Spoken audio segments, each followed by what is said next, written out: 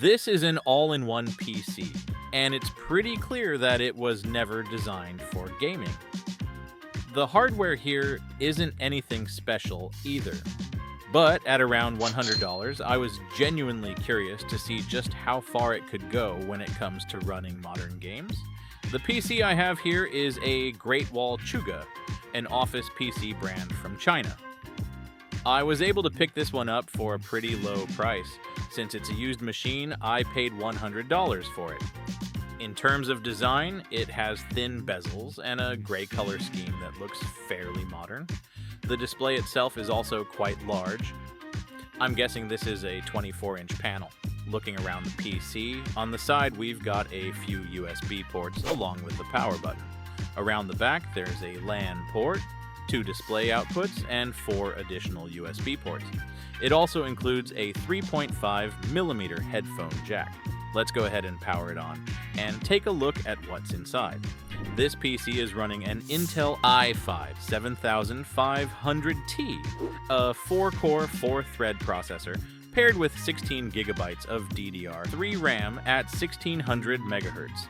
It also comes with a 256GB storage drive. There's no dedicated GPU in this PC, but it does use the integrated graphics on the i5 7500T.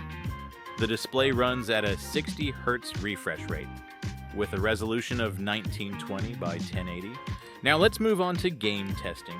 Starting with Minecraft, I tested the game at 1080p with a render distance of 8 chunks.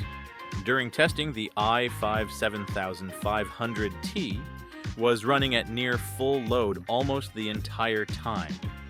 At these settings, FPS hovered around 40, which is playable but not particularly smooth. When I detonated 64 TNT blocks, FPS dropped down to around 5, clearly showing that the CPU was struggling to keep up with the workload. Overall, on this configuration, Minecraft is playable at lighter settings, but in more CPU-intensive situations, the hardware limitations become very obvious. Moving on to CS2, I tested the game at 1080p with low settings. Here, the i5 7500T is again running at close to 100% usage, and the integrated GPU is also operating near its limit. On top of that, memory usage is pushing close to the full 16GB of RAM, which tells us the system is under a lot of strain at the same time. Even so, FPS sits at around 20, making the overall experience very difficult to play smoothly. For an esports title like CS2, this configuration clearly doesn't meet the performance requirements, even at the lowest settings. As you can see, the system is currently running an i5 7500T. It's not a particularly powerful CPU, so performance here is fairly limited. Because of that, I decided to upgrade to a stronger processor. I'm going to take this PC apart and move forward with the upgrade. Before doing that, let's take a quick look inside and see what we're working with. First off, we've got 2 8GB sticks of RAM for a total of 16GB. There's also a 256GB SATA M.2 SSD, along with a small Wi-Fi module. The system is also equipped with 2 small speakers, one on each side. Since this is a socket 1151 platform, the CPU I chose for the upgrade is the Intel i5 8400, a 6-core, 6-thread processor with a boost clock up to 4 GHz. You do have other options here as well, like the i5 8600K or the i7 8700, but those tend to be quite a bit more expensive. I picked up the i5 8400 for $30, not including shipping. When it comes to GPU options, there are quite a few to choose from, like the RTX 3060, RTX 3070, or RX 6700. Most of these cards offer strong performance and decent value for the money. This time around, though, I decided not to go with Radeon. My choice here is the RTX 3060 with 12GB of ROM. I picked this card up on eBay for $170.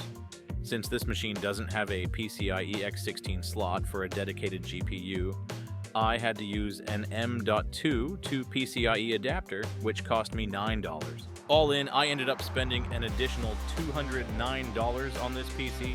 To power the GPU, you also need to use a separate power supply for the graphics card.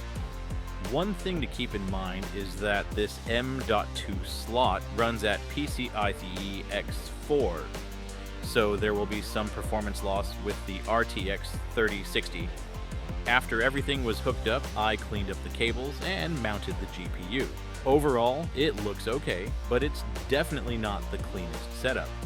Moving back to game testing, after the upgrade I'll be testing games at 1080p on this configuration.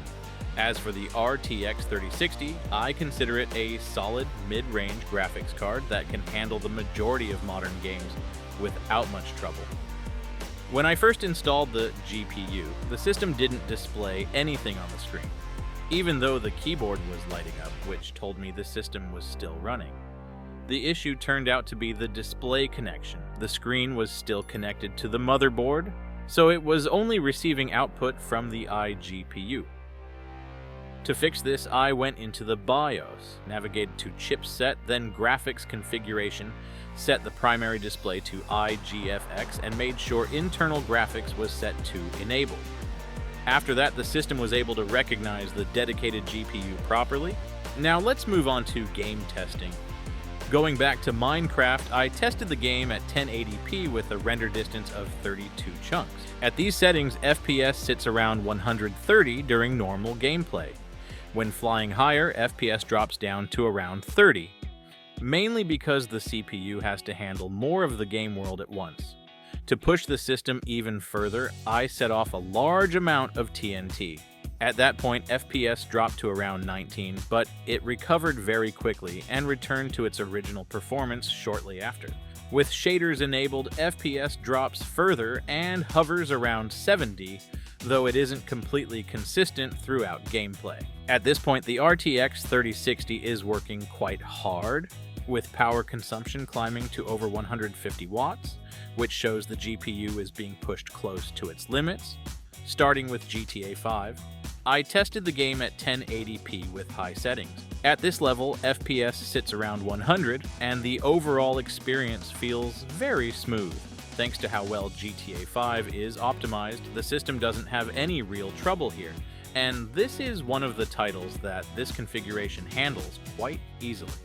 Moving on to CS2, 1080p, very high settings. Average FPS comes in at around 140, and during firefights it can drop to about 110, but the game still maintains a smooth overall feel. At these settings, the RTX 3060 is using with power draw sitting at around 100 watts. With performance like this, the system is more than capable of handling a competitive title like CS2. Next up is The Witcher 3, 1080p, high settings.